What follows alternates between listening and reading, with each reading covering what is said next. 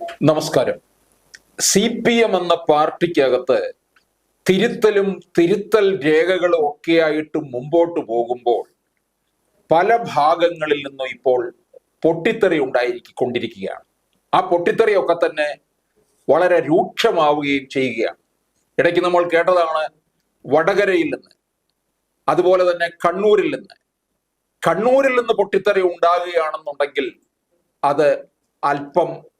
അത് സ്ഫോടനാത്മകമായിട്ടുള്ളത് തന്നെ ആയിരിക്കും. അതിലെന്തെങ്കിലും കാര്യമുണ്ടായിരിക്കും എന്നുള്ളത് വ്യക്തമാണ്. ശ്രീ KM ഷാജഹാൻ, നമ്മൾ നിരവധി വീഡിയോ ചെയ്തിട്ടുണ്ട് ഈ CPM ഈ തോൽവിയുടെ അതിനുശേഷം ഇങ്ങോട്ടുള്ള ഓരോരോ കാര്യങ്ങൾ. ഇപ്പൊ ഏറ്റവും ഒടുവിൽ വന്നിട്ട് കണ്ണൂരിൽ നിന്നുള്ള സംഭവ വികാസങ്ങൾ താങ്കൾക്ക് നന്നായിട്ട് അറിയാവുന്ന ഒരു സഖാവാണ് CKP പത്മനാഭൻ, അല്ലെ?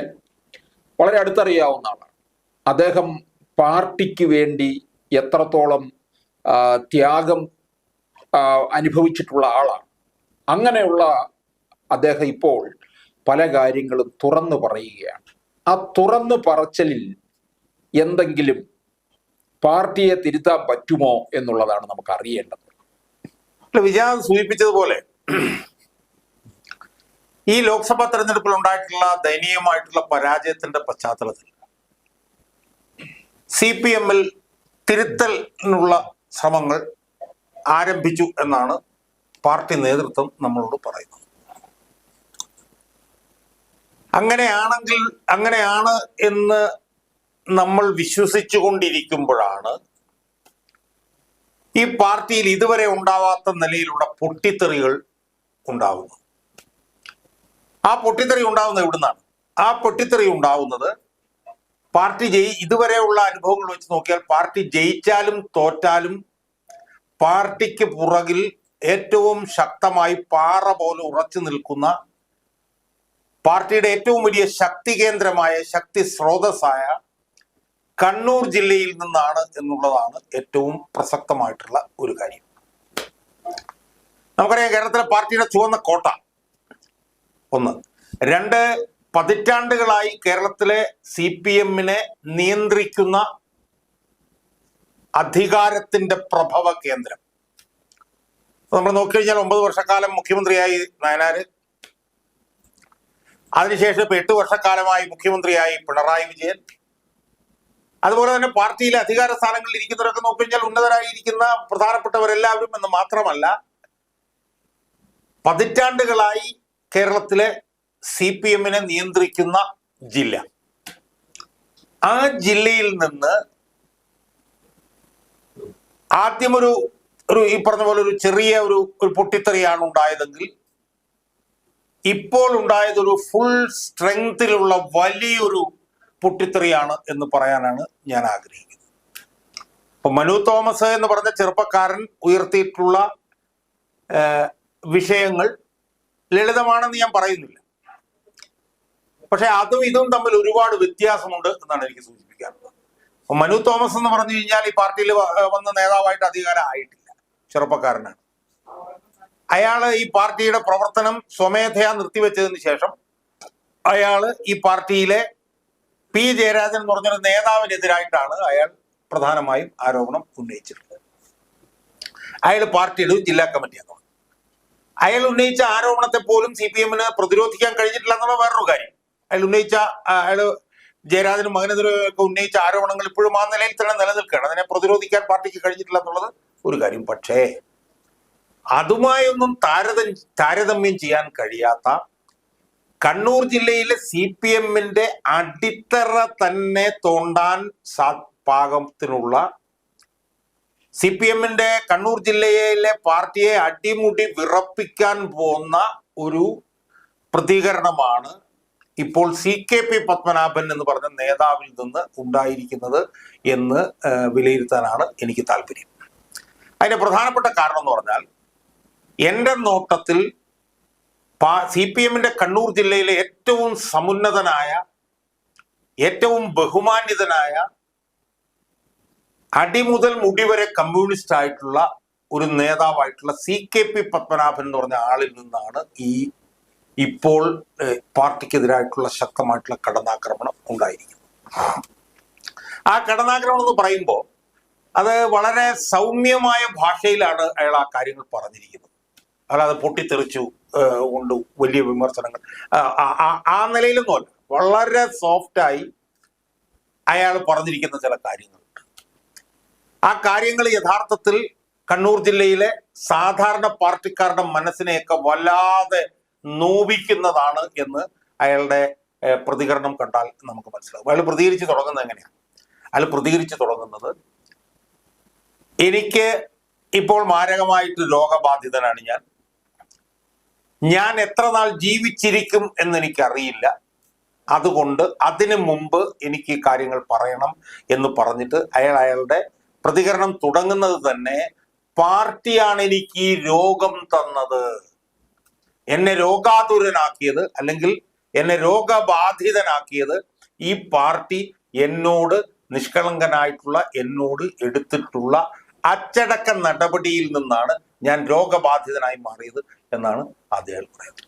ഈ 13 വർഷത്തിന് മുമ്പല്ലേ ഈ അച്ചടക്ക നടപടി ഉണ്ടായതല്ലേ? അതായത് നമ്മള് സംസ്ഥാന കമ്മിറ്റിയിൽ നിന്ന് അതായത് നമ്മൾ മനസ്സിലാക്കേണ്ടതെന്ന് വെച്ച് കഴിഞ്ഞാല്, ഇപ്പം CKP പത്മനാഭൻ എന്ന് പറയുന്ന ഈ മനുഷ്യൻ 60കളുടെ അവസാനം പാർട്ടിയിലേക്ക് വരുന്നു. 980 ആകുമ്പോഴത്തേക്ക് പാർട്ടി ജില്ലാ കമ്മിറ്റിയിലേക്ക് വരുന്നു. 991 പാർട്ടിയുടെ കോഴിക്കോട് സംസ്ഥാന സമ്മേളനം മുതൽ അയാൾ സംസ്ഥാന കമ്മിറ്റിയിൽ അയാൾ പ്രവർത്തിക്കും. അതിനു മുമ്പ് അയാൾ ഡിവൈഎഫ്ഐയുടെ സംസ്ഥാന സെക്രട്ടറി ആയിട്ടുണ്ട്, ഡിവൈഎഫ്ഐയുടെ സംസ്ഥാന പ്രസിഡന്റ് ആയിട്ടുണ്ട്.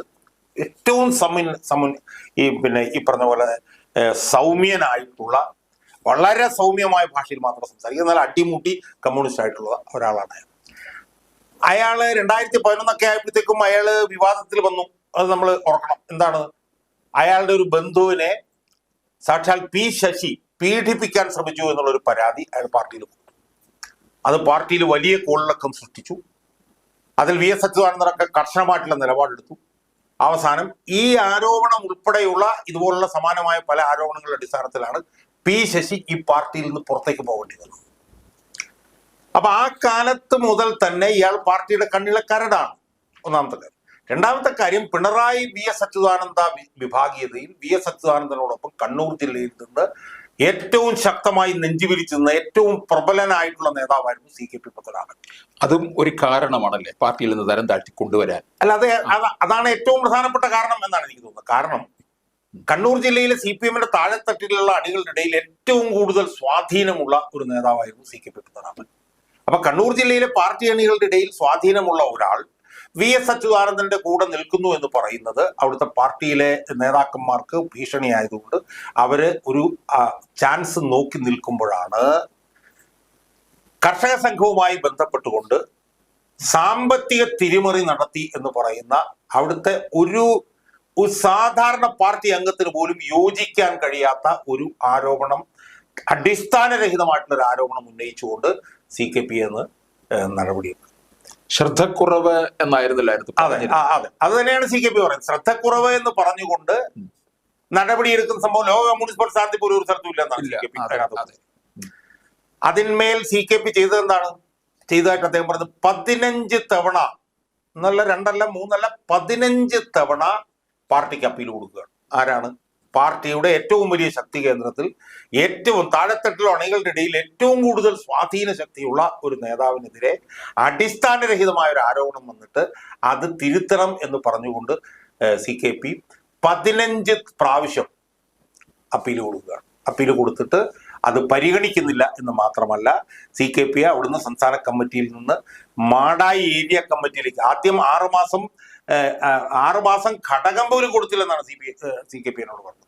അതിനുശേഷം തരം താഴ്ത്തി കഴിഞ്ഞ 12 വർഷക്കാലമായി ഈ പാർട്ടി അണികളുടെ ഇടയിൽ ഇത്രയും കൂടുതൽ സ്വാധീനമുള്ള ഈ മനുഷ്യൻ മാടായിലെ ഏരിയ കമ്മിറ്റിയിൽ ഏരിയ സെന്ററിൽ ഇപ്പൊ ജോലി ചെയ്തുകൊണ്ടിരിക്കുകയാണ്. ഇപ്പൊ എന്താ സംഭവിച്ചത്? ഇപ്പൊ അദ്ദേഹം പറയാം, ഞാനോട്ടൊക്കെ നിരന്തരമായിട്ട് സംസാരിച്ചിട്ടുള്ളതാണ്. ഈ അതിനിടയ്ക്ക് ചോദിക്കട്ടെ, ഈ ശ്രദ്ധക്കുറവ് എന്ന് പറയുമ്പോഴേ നമ്മള് ഈ ഇപ്പോഴത്തെ മറ്റൊരു കാര്യം കൂടി ആലോചിക്കണം. അതായത് ഈ EP ജയരാജന്റെ ജാഗ്രത കുറവിനെ കുറിച്ച് പലപ്പോഴും പറഞ്ഞിട്ടുണ്ടല്ലോ, പിണറായി തന്നെ പറഞ്ഞിട്ടുണ്ടല്ലോ, ഒരു ജാഗ്രത കുറവ്. അങ്ങനെയാണെന്നുണ്ടെങ്കിൽ ആ ജാഗ്രത കുറവിന് എന്ത് ശിക്ഷയാണ് പാർട്ടി നൽകിയിട്ടുള്ളത്? അല്ല, അതാണ് ഇത് സംബന്ധിച്ചിട്ടുള്ള താരതമ്യം എന്ന് പറഞ്ഞാൽ അതാണ്. ജയരാജനെ പോലെ ഒരാൾ BJPയുടെ ഒരു സമുന്നത നേതാവുമായി താൻ ചർച്ച നടത്തിയെന്നും തന്റെ വീട്ടിൽ വെച്ചാണ് ചർച്ച നടത്തിയെന്നും പറയുന്നു. അനധികൃത സ്വത്ത് സമ്പാദിച്ച് ഹോട്ടൽ ഉണ്ടാക്കിയെന്ന് പാർട്ടിയിലെ തന്നെ നേതാവ് അയാൾക്കെതിരെ പറയുന്നു. പാർട്ടി ഒരു നിർണായകമായിട്ടുള്ള തെരഞ്ഞെടുപ്പിൽ മത്സരിക്കുമ്പോഴത്തേക്ക് BJPയുടെ 4 സ്ഥാനാർത്ഥികൾ പ്രബലരായ സ്ഥാനാർത്ഥികളാണെന്ന് പറയുന്നു. അയാൾക്ക് ഒരു പോറൽ പോലും ഏൽക്കാതെ ആ പാർട്ടിയിൽ തുടരുമ്പോഴാണ് CKPയെ പോലെ ഇത്രയും വലിയ ഒരു മനുഷ്യൻ, ഇത്രയേറെ സ്വാധീനമുള്ള ഒരു മനുഷ്യനെതിരെ ഈ നടപടി വരുന്നതും ഈ നടപടിയാണ് തന്നെ പിന്നെ രോഗാതുരനാക്കിയതെന്നും താൻ എത്ര നാൾ ജീവിച്ചിരിക്കുമെന്ന് തനിക്ക് ഉറപ്പില്ലാത്തത് കൊണ്ടാണ് താൻ ഇത് പറയുന്നത് എന്നും അദ്ദേഹം പറയുന്നു. അതിനുശേഷം അദ്ദേഹം അതിനകത്ത് പിന്നെ അഭിമുഖത്തിൽ വളരെ സൗമ്യനായിട്ടാണ് പറയുന്നതെങ്കിലും വളരെ ഷാർപ്പായിട്ടുള്ള പ്രതികരണങ്ങളാണ് അദ്ദേഹം നടത്തുന്നത്. ഇപ്പൊ നേതൃത്വത്തെ കുറിച്ചിട്ട് അദ്ദേഹം പറയുന്നുണ്ട്. ഒരു പാർട്ടിയുടെ നേതൃത്വം എന്ന് പറഞ്ഞു കഴിഞ്ഞാൽ പാർട്ടിയുടെ കൊടിമരമോ അല്ലെങ്കിൽ പാർട്ടിയുടെ കൊടിയോ ഒന്നുമല്ല. പാർട്ടിയുടെ നേതൃത്വം എന്ന് പറഞ്ഞാൽ പാർട്ടിയുടെ നേതൃത്വം കൊടുക്കുന്ന നേതാക്കന്മാരാരാണ്, അവരുടെ ഇച്ഛാശക്തി എന്താണ്, അവരുടെ സ്ഥൈര്യം എന്താണ്, അവര് എങ്ങനത്തെ അവരായിരിക്കണം എന്നുള്ളതാണ് അത് അത് അത് അയാൾ കൃത്യമായിട്ട് പറയുന്നത്. അതുപോലെ തന്നെ പിണറായി വിജയന്റെ ശൈലിയെ കുറിച്ച് ചോദിക്കുമ്പോഴത്തേക്കും അതിനിശ്ചിതമായിട്ടുള്ള വിമർശനമാണ് പറയുന്നത്. അതായത് പാർട്ടിയുടെ ശത്രുക്കളാക്കി കൂടുതൽ മാറ്റുക എന്നുള്ളതല്ല, പാർട്ടി ശത്രുക്കളെ പാർട്ടി മിത്രങ്ങളാക്കി മാറ്റുക എന്നുള്ളതായിരിക്കണം ഒരു നേതാവിന്റെ ഏറ്റവും വലിയ ഗുണം എന്ന് അദ്ദേഹം പറയുന്നു. അതുപോലെ തന്നെ അദ്ദേഹം പറയുന്നത് ഇപ്പൊ MP രാഘവനെതിരായിട്ടൊക്കെ അതിശക്തമായിട്ടുള്ള വിമർശനം ഈ നിലയിൽ ഉയർന്നു വന്നിട്ടുള്ളതാണ്. കാരണം പ്രസംഗത്തിലൂടെ എല്ലാം പാർട്ടി ശത്രുക്കളെ കൂടുതൽ ശത്രുക്കളാക്കി മാറ്റും. MP രാഘവനെ ഏറ്റവും ശക്തമായി ആദ്യം വിമർശിച്ചു തുടങ്ങിയത് താനാണ് എന്ന് അദ്ദേഹം പിന്നെ അഭിമുഖത്തിൽ അദ്ദേഹം പറയുന്നുണ്ട്. അതുപോലെ തന്നെ നവകേരള സദസ്, ഇതിനെയൊക്കെ തന്നെ അയാൾ സത്യം പറഞ്ഞാൽ വളരെ സൗമ്യനായിട്ട് വളരെ പതിഞ്ഞ സ്വരത്തിലാണ് അദ്ദേഹം തന്റെ വിമർശനം ഉന്നയിക്കുന്നതെങ്കിലും ആ വിമർശന ശരങ്ങൾ CPMന്റെ ചങ്ക് തുളയ്ക്കുന്നതാണ് എന്നുള്ളതാണ് ഏറ്റവും പ്രധാനപ്പെട്ട ഒരു കാര്യം. TP വധക്കേസിലും ശക്തമായ ഇടപെടൽ നടത്തിയിട്ടുണ്ടായിരുന്നു. TP കേസിനെ കുറിച്ചിട്ടും അയാൾ പറയുന്നുണ്ട്. TP കേസിന് അതിന്റെ ബാക്ക്ഗ്രൗണ്ട് കാര്യങ്ങളൊക്കെ പറഞ്ഞതിന് ശേഷം അദ്ദേഹം പറഞ്ഞു വെക്കുന്നത് എന്താണ്, ഒരാളെ കൊന്നതുകൊണ്ട് ആശയമില്ലാതാവുന്നില്ല. TPയെ കൊന്നപ്പോൾ ആശയം ഇല്ലാതാക്കാനാണ് ശ്രമിച്ചത്, അത് ഉണ്ടായിട്ടില്ല. അത് ലോകത്തൊരു സ്ഥലത്തും അദ്ദേഹം ഉണ്ടായിട്ടില്ല എന്നൊക്കെ ഉള്ള നിലയിൽ CPMന്റെ ഇന്നത്തെ പോക്കിനെ എണ്ണി അതിരൂക്ഷമായ ഭാഷയിൽ വളരെ സൗമ്യനായി അയാൾ പിന്നെ അതിനോട് പ്രതികരിക്കുകയാണ് ചെയ്തിട്ടുള്ളത്. അപ്പൊ ഞാൻ അദ്ദേഹമായിട്ട് ബന്ധപ്പെട്ടപ്പോൾ ഞാൻ ചോദിച്ചു, സഭ ഇത് പിന്നെ പാർട്ടിയിൽ നിന്ന് എന്തെങ്കിലും പ്രതികരണം ഇതുമായി ബന്ധപ്പെട്ടിട്ടുണ്ടായിട്ടുണ്ടോ? അപ്പൊ എന്നോട് ഞാൻ എങ്ങനെയാണ് ഷാജാൻ, ഞാൻ പറഞ്ഞല്ല സത്യമില്ല, ഇതിനെങ്ങനെയാണ് അതിന് പ്രതികരണം ഉണ്ടാക്കാൻ കഴിയുക എന്ന് അദ്ദേഹം എന്നോട് പറഞ്ഞു. അല്ല, പാർട്ടി പറഞ്ഞിട്ടുണ്ട് ഇനി അതിനകത്തൊരു ഇടപെടൽ നടത്തണ്ട എന്ന് പറഞ്ഞിട്ടുണ്ട്. അങ്ങനെ ഒരു പ്രസ്താവന മാത്രം വന്നിട്ടുണ്ട്. എന്താണ് പ്രസ്താവന? ഞാൻ കേട്ടില്ല. അല്ല, CPM അതിനകത്ത് ഒരു ഇടപെടലും നടത്തണ്ട, ശബ്ദമായിട്ട് അങ്ങ് പോവുക എന്നാണോ CPMന്റെ പ്രതികരണം? എന്നാണ് പ്രതികരണം.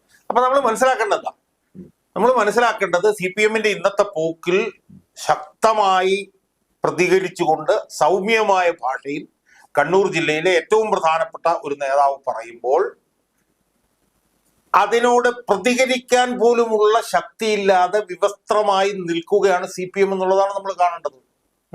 നമ്മൾ ആദ്യം അത് മനു തോമസിന്റെ കാര്യത്തിൽ നമ്മൾ കണ്ടു, അതിരൂക്ഷമായ പാടി. മനു തോമസ് യഥാർത്ഥത്തിൽ CKP പോലെ ആയിരുന്നില്ല. മനു തോമസ് കിട്ടാവുന്ന വേദികളെല്ലാം ഉപയോഗിച്ച് ഈ പി ജയരാജനെതിരെ അയാളുടെ മകനെതിരെ പഠിച്ചു. പ്രസ്താവന നടത്തൽ മാത്രമല്ല, എല്ലാ ദൃശ്യമാധ്യമങ്ങളിലും അയാൾ ചെന്നു, പിന്നെ പ്രതികരണം കൊടുത്തു, ഇന്റർവ്യൂ കൊടുത്തു, അങ്ങനെ എല്ലാം ചെയ്തു. എന്നാൽ CKP എന്താ ചെയ്തത്? CKP ഞാൻ മനസ്സിലാക്കുന്നിടത്തോളം CKP കണ്ണൂരിലത്തെ ഏതോ ഒരു ചാനലിന് ഒരു പ്രതികരണം കൊടുത്തു. പ്രതികരണം കൊടുത്തതിന് തൊട്ടു പിറ്റേ ദിവസം CKPയുടെ വീട്ടിൽ എല്ലാ മാധ്യമങ്ങളും CKPയുടെ വീട്ടിലുണ്ടായിരുന്നു ഞാൻ മനസ്സിലാക്കി. പക്ഷെ അവർക്ക് ആർക്കും ഒരു തുടർ പ്രതികരണം കൊടുക്കാൻ CKP തയ്യാറായില്ല. അദ്ദേഹം അവരോട് പിന്നെ ആ ഒരൊറ്റ ചാനലിന് മാത്രമാണ് ആ പ്രതികരണം കൊടുത്തത്. അപ്പൊ നമ്മൾ ഇതിനകത്ത് മനസ്സിലാക്കേണ്ട ഒരു കാര്യം എന്താണെന്നറിയോ വിജാദ്, കണ്ണൂർ ജില്ലയിലെ പാർട്ടിയിൽ വലിയൊരു സ്ഫോടനം, ഒരു അണുവിസ്ഫോടനമാണ് CKP പത്മനാഭൻ എന്ന് പറഞ്ഞ ഈ മനുഷ്യൻ നടത്തിയിരിക്കുന്നത്. CKP പത്മനാഭൻ പറയുന്നതാണ് അവിടുത്തെ പാർട്ടി അണികളുടെ മനസ്സിലെല്ലാം കത്തി നിൽക്കുന്ന വികാരം.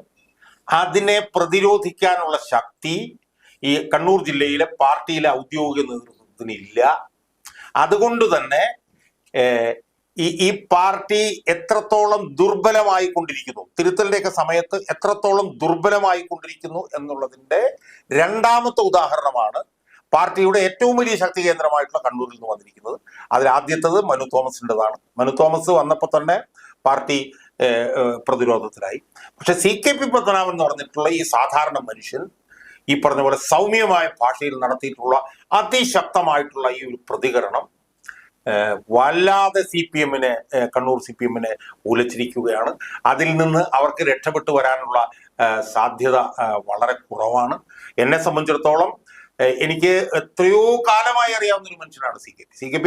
ശരിക്കും 2006-11 കാലഘട്ടത്തിൽ തളിപ്പറമ്പിൽ നിന്നുള്ള MLA ആയിരുന്നു. എനിക്ക് തോന്നുന്നുണ്ട് 29,000 വോട്ടിന് മറ്റാണ് അവിടുന്ന് ജയിച്ചത്.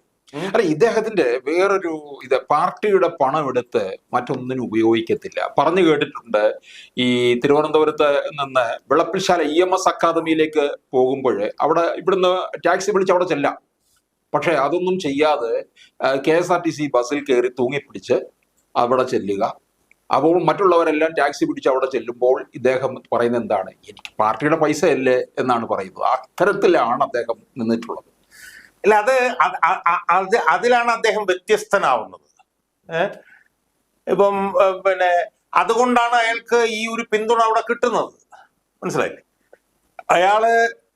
അയാളെ നിത്യരോഗിയാക്കി മാറ്റുന്ന നിലയിൽ അയാളോട് ഏറ്റവും നീചവും നികൃഷ്ടവുമായി പാർട്ടി പെരുമാറിയിട്ടും നീണ്ട 12 വർഷക്കാലം നിശബ്ദനായി അർത്ഥഗർഭമായ മൗനം പാലിച്ചുകൊണ്ട് പാർട്ടിയിൽ തുടർന്ന ഒരു വലിയ മനുഷ്യനാണ് അദ്ദേഹം.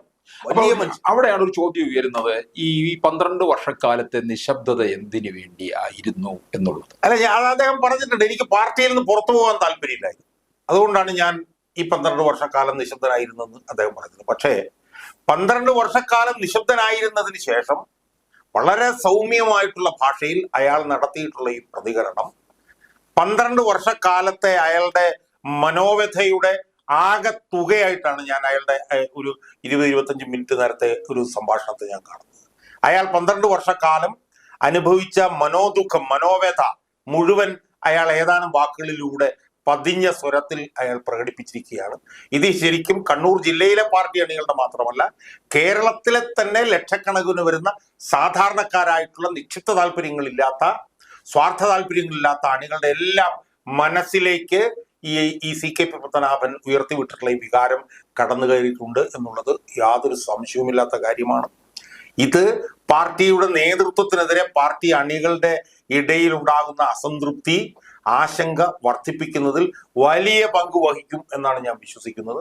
അതിൽ തന്നെ ഏറ്റവും നമുക്ക് ദുഃഖമുണ്ടാക്കുന്ന ഒരു കാര്യം വെച്ചാൽ, എനിക്ക് എത്ര നാൾ ഇനി ഞാൻ ജീവിച്ചിരിക്കുമെന്ന് എനിക്കിതിനകത്ത് തോന്നുന്നത്, ഞാനിതിനു മുമ്പ് പലതവണ സംസാരിക്കുമ്പോഴും CKP പിന്നെ പരസ്യമായ ഒരു പ്രതികരണത്തിന് തയ്യാറായിരുന്നില്ല. പക്ഷെ പരസ്യമായ പ്രതികരണത്തിന് CKP ഇപ്പോൾ തയ്യാറായി എന്ന് പറയുമ്പോൾ CKPക്ക് ഈ പറഞ്ഞ പോലെ എത്ര കാലം ഇനി താൻ ജീവിച്ചിരിക്കും എന്നൊരു തോന്നൽ അദ്ദേഹത്തിന്റെ മനസ്സിൽ ഉണ്ടായത് കൊണ്ടാണോ അദ്ദേഹം ഇപ്പൊ ഈ പ്രതികരണം നടത്തിയത് എന്നുള്ളൊരു ആശങ്കയാണ് എന്നെ ബാധിക്കുന്നത്. കാരണം എന്നോടൊക്കെ സംസാരിക്കുമ്പോൾ ഒരിക്കൽ പോലും അദ്ദേഹം പരസ്യ പ്രതികരണത്തിന് തയ്യാറായിരുന്നില്ല. അദ്ദേഹത്തിന് ആഴ്ചയിൽ 1-2 ഡയാലിസിസ് ഉള്ളതായിട്ടാണ് ഞാൻ മനസ്സിലാക്കുന്നത്. അപ്പൊ സ്വാഭാവികമായും അദ്ദേഹം ഈ പ്രതികരണത്തിന് ഇപ്പോൾ തയ്യാറായിരിക്കുന്നത് തന്റെ ജീവിതം അവസാനിക്കുന്നതിന് മുമ്പ് താനുമായി ബന്ധപ്പെട്ട കാര്യങ്ങളും പാർട്ടിയുമായി ബന്ധപ്പെട്ട കാര്യങ്ങളും പാർട്ടിയുടെ അപജയങ്ങളും ഒക്കെ ജനങ്ങളെ അറിയിക്കേണ്ട ഒരു ബാധ്യത തനിക്കുണ്ട് എന്ന് പറഞ്ഞുകൊണ്ട് തന്റെ ജീവിതം അവസാനിക്കുന്നതിന് മുമ്പ് തന്റെ ഒരു ദൗത്യം അദ്ദേഹം നിർവഹിക്കുകയായിരുന്നോ എന്നുള്ള ഒരു വല്ലാത്തൊരു ആശങ്ക സത്യം പറഞ്ഞാൽ എന്നെ പോലുള്ളവരെ ബാധിച്ചിട്ടുണ്ട്. കാരണം ഞാനിനി എത്ര കാലം ജീവിച്ചിരിക്കില്ല എന്നാണ് ഇരിക്കുമെന്ന് എനിക്കറിയില്ല എന്നാണ് അദ്ദേഹം പറയുന്നത്. മനസ്സിലായി? അപ്പൊ നമ്മൾ ഇതിനകത്ത് കാണേണ്ടത്, ഈ പാർട്ടി സാധാരണക്കാരായിട്ടുള്ള ഈ പാർട്ടിയുടെ അണികളോടും നേതാക്കന്മാരോടും ഒക്കെ എത്ര ക്രൂരവും നീചവും നിഷ്ഠൂരവുമായിട്ടാണ് പെരുമാറിയിട്ടുള്ളത് എന്നതിന്റെ ഏറ്റവും പുതിയ ഒരു ഉദാഹരണമായിട്ട് വേണം നമ്മൾ ഈ CKPയുടെ വെളിപ്പെടുത്തലിനെ കാണാൻ എന്നായിരിക്കും. അപ്പൊ ഈ P ശശിയെ പോലുള്ളവരുടെയൊക്കെ വേട്ടയാടൽ നന്നായിട്ട് ഉണ്ടായിരുന്നില്ലേ? ഇല്ല, P ശശിയുമായി ബന്ധപ്പെട്ടുകൊണ്ട് അദ്ദേഹത്തോട് P ശശിക്കെതിരായിട്ടുള്ള ആരോപണത്തെ കുറിച്ച് ചോദിച്ചപ്പോൾ അത് തള്ളിക്കളയാൻ കഴിയില്ല, വളരെ അതിനകത്ത് ഒരുപാട് കാര്യങ്ങളുണ്ട് എന്നാണ് അദ്ദേഹം പറഞ്ഞത്. അപ്പൊ അതുമായി ബന്ധപ്പെട്ടുകൊണ്ട് നമുക്ക് തുറന്ന് പറയാൻ കഴിയില്ല. പക്ഷെ അദ്ദേഹത്തിന്റെ ഒരു ബന്ധുവിനോട് മോശമായി പെരുമാറി എന്നുള്ളതായിരുന്നു അന്നത്തെ പരാതി. ആ പരാതിയും അതിനോടൊപ്പമുള്ള പല പരാതികളുടെ അടിസ്ഥാനത്തിലാണ് P ശശിയെ പാർട്ടിയിൽ നിന്ന് പുറത്താക്കിയത്. എന്നാൽ പാർട്ടിയിൽ നിന്ന് ഇതുപോലുള്ള ആരോപണങ്ങൾ കേട്ട് പുറത്തായിട്ടുള്ള ശശി ഇന്ന് പാർട്ടിയുടെ ഏറ്റവും ഉന്നത സ്ഥാനമായിട്ടുള്ള പൊളിറ്റിക്കൽ സെക്രട്ടറി സ്ഥാനത്ത് ഇരിക്കുമ്പോഴാണ് CKP പത്മനാഭനെ പോലെയുള്ള ഈ പാർട്ടിയുടെ വളർച്ചയിൽ നിർണായകമായിട്ടുള്ള സ്വാധീനം ചെലുത്താൻ കഴിയുന്ന ഒരു ആൾക്കെതിരെ പിന്നെ ആളെ വീണ്ടും പീഡിപ്പിക്കുന്നത് എന്നുള്ളതാണ് നമ്മൾ മനസ്സിലാക്കേണ്ടത് എന്നാണ് എനിക്ക്